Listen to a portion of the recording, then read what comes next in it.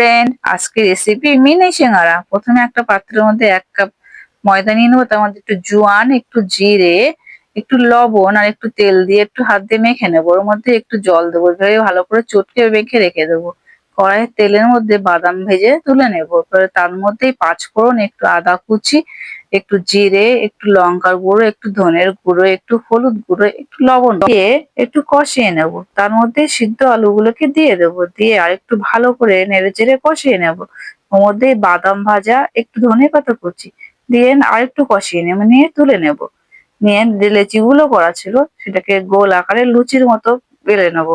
নিয়ে মাঝখান থেকে কেটে নেব।